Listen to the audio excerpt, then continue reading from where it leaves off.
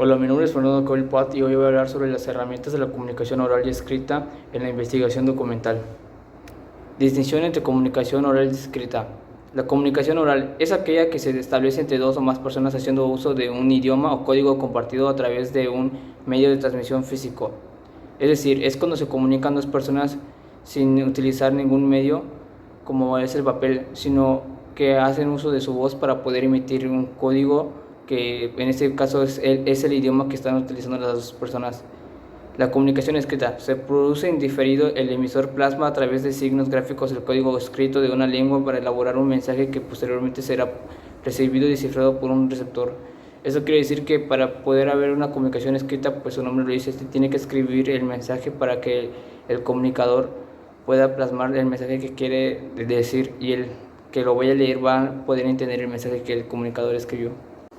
Elementos de la comunicación oral y escrita. En la comunicación oral tenemos los siguientes elementos. Emisor es quien envía el mensaje. El receptor es quien recibe el mensaje. El canal por donde se envía el mensaje. El mensaje es la información enviada. Referente, lo que se evoca en el mensaje. Código o idioma, sistema de sonidos y lingüísticos correspondientes. Contexto del lugar. La situación y la circunstancia en que éste se está entregando va a condicionar la forma en que éste sea percibido e interpretado. Elementos de la comunicación escrita. Canal. Por lo general es el canal visual. Medio. Se refiere al medio físico para representar los símbolos. Concentración. La acción de escribir requiere mayor concentración ya que no es espontánea. Idioma. Es el idioma o lengua en la que se realiza el escrito. Y el léxico. Se requiere al dominio amplio del léxico del idioma a utilizar. Características entre la comunicación oral y escrita. La comunicación oral se caracteriza por ser espontánea, elaborarse sobre la marcha, ser directa y sencilla, recurrir al lenguaje corporal para reforzar o enfatizar en el mensaje, es decir, gestos, actitudes, posturas, para ser dinámica e inmediata. La comunicación escrita se caracteriza por mayor nivel de elaboración y planificación. Se usan símbolos, letras, tildes, puntos, comas, etc. Por ser construida de manera correcta y precisa. Es diferida y permanente. La relación entre el emisor y el receptor es siempre unilateral. Se puede apreciar que ambas tienen diferentes características. La comunicación oral pues es diferente a la comunicación escrita, ya que una se hace por medio de hablar y escuchar. En cambio, la escrita se hace por medio del escrito. Diferencias entre comunicación oral y escrita. Comunicación oral. Se pronuncia, se escucha, es espontánea, se rectifica, utiliza modismos, se emplea lenguaje corporal, es directa y sencilla. La comunicación escrita. Se escribe y se lee, es razonada, organizada y lógica, se evidencia, utiliza la gramática, se usan símbolos, mayor nivel de elaboración y planificación. Se pueden apreciar que ambas son diferentes en formas en las que una se emite y la otra es también emitida o recibida por el receptor. Un ejemplo en la oral. Cuando una persona está hablando, pues obviamente tiene que hacer uso de su boca para poder emitir el mensaje y que éste llegue al receptor por medio de la escucha. En cambio, en la escrita, pues se escribe y se lee. El emisor tiene que escribir su mensaje sobre un papel para poder dar a comunicar su mensaje y que el receptor lo tenga que leer para poder entender el mensaje. Técnicas de redacción, coherencia y concordancia, etc. La coherencia es la propiedad textual por la cual los enunciados que conforman un texto se refieren a la misma realidad. Para que un texto sea coherente se debe mantener un mismo tema y todos los elementos que lo contienen tienen que apuntar a ese tema.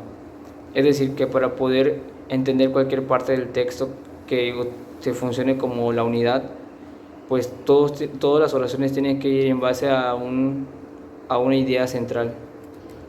En cambio, se denomina cohesión a la propiedad por la cual los enunciados de un texto se relacionan correctamente desde un punto de vista léxico y gramatical. La cohesión utiliza los conectores, marcadores discursivos, etc.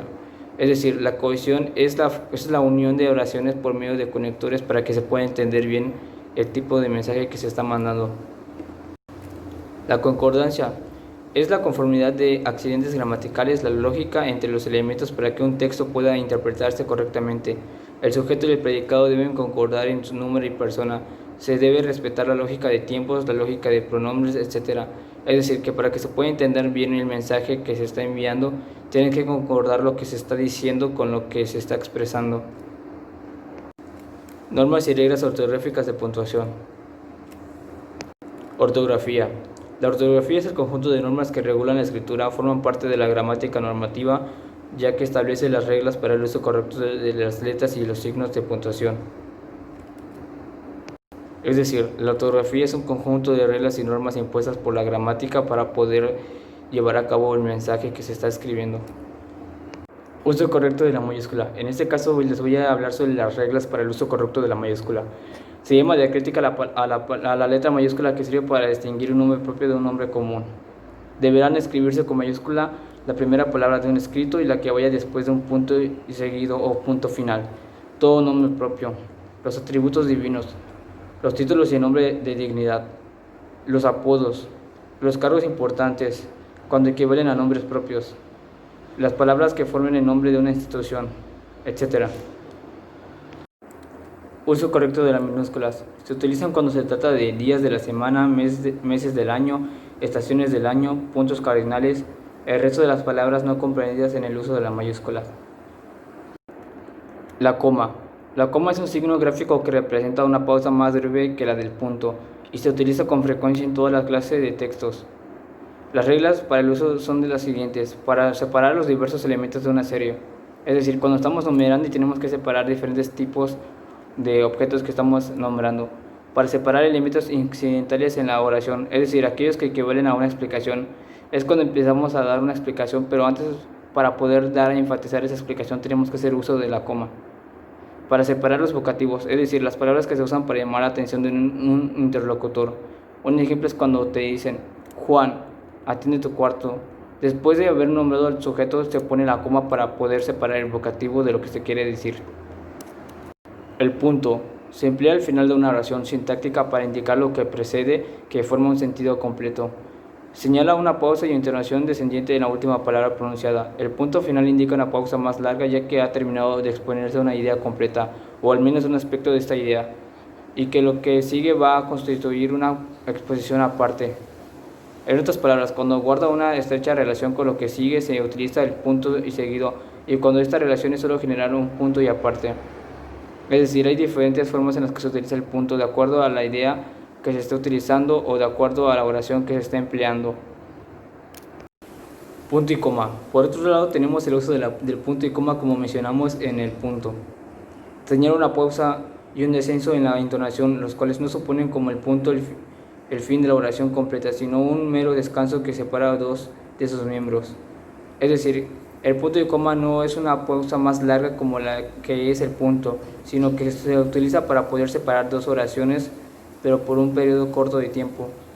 Enumera cuando los elementos que deben separarse son considerables, extensión o contienen en sí mismos una coma. Cuando estamos nombrando objetos y a su vez estos objetos tienen más objetos para numerar, se utiliza el punto y coma para separarlos. Continuando con las explicaciones, ahora hablaré sobre los dos puntos. Señalan una pausa procedida de un descanso de tono, pero a diferencia del punto denotan que no se termina con ello la enunciación del pensamiento completo. Se utilizan en los siguientes casos: después de frases anunciadoras, por ejemplo, así, de este modo, lo siguiente, como sigue, y también en sustitución de ellas. Es decir, se utilizan los dos puntos para utilizar conectores en los que nos servirán para unir dos oraciones. Para escribir a continuación un listado. Como mencionamos antes de mencionar los elementos de un listado, se utilizan los dos puntos para dar a comenzar el listado de objetos. Antes de una conclusión. Continuando con las demás explicaciones, ahora continuaré a hablar sobre los signos auxiliares. En esta tabla he puesto los diferentes tipos de signos auxiliares y en qué se utiliza cada uno.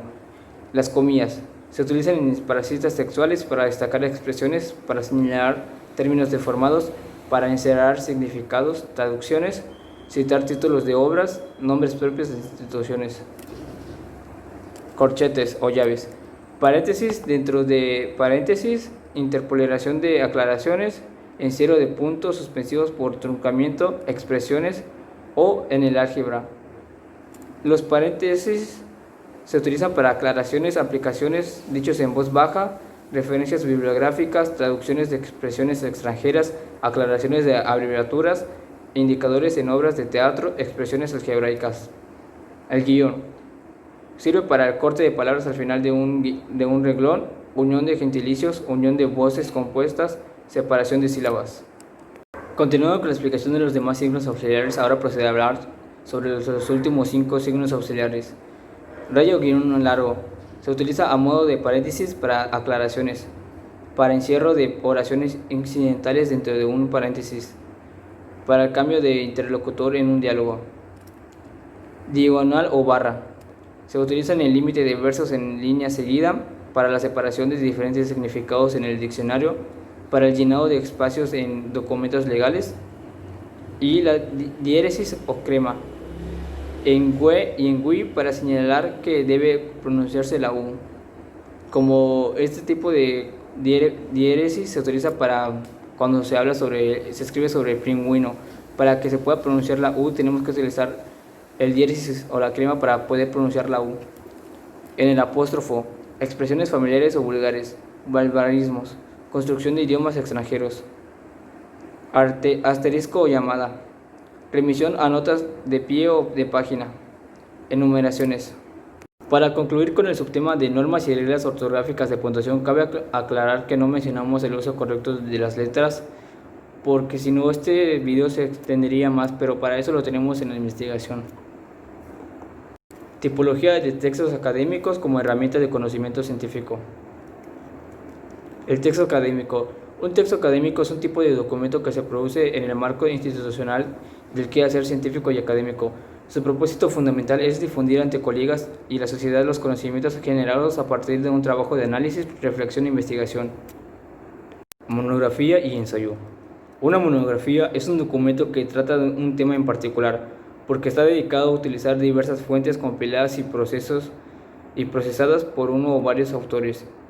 Ensayo. Un ensayo trata sobre un tema en particular, el cual puede ser elegido de manera más libre que desee el autor, a menos que sea pedido en la escuela o la universidad. En todo ensayo es importante el tener una introducción al tema, luego desarrollarlo y por último presentar una conclusión. Reseña y reporte. Una reseña es una evaluación crítica de una publicación, un producto o servicio, tales como una película, un videojuego, una composición musical, etc. El autor de una reseña puede asignar al objeto reseñado una calificación para indicar su mérito relativo. En cambio, un reporte es un informe o una noticia. Este tipo de documento, que puede ser impreso, digital, audiovisual, etc., pretende transmitir una información aunque pueda tener diversos objetivos. Como mencionamos en la reseña, es hacer una calificación o una crítica acerca de un objeto o servicio, como lo que hacemos cuando utilizamos alguna plataforma de streaming como Netflix, Amazon, en la cual nosotros damos una reseña o una calificación sobre la película y la plataforma, o en alguna aplicación. En un reporte es un informe o una noticia, es decir, en un reporte estamos dando un informe sobre las actividades que hemos realizado para nuestros jefes o para la persona a la que le esté dirigida nuestro reporte. Muchas veces esto se utiliza en las empresas para dar un reporte sobre las actividades que se han llevado a cabo durante el transcurso del mes.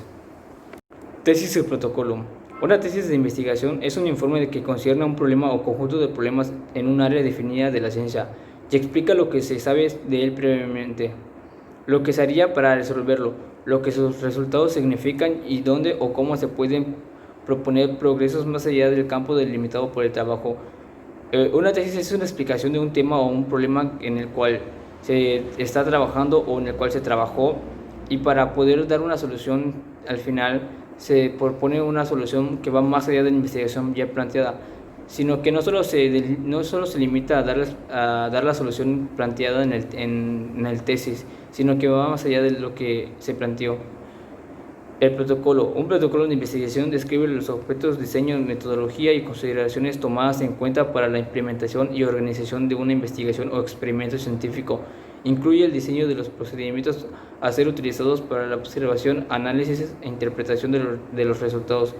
Como mencionamos, un protocolo es como un recopilado de los procesos, del método, la técnica, el diseño y la metodología tomadas en cuenta para llevar a cabo una investigación.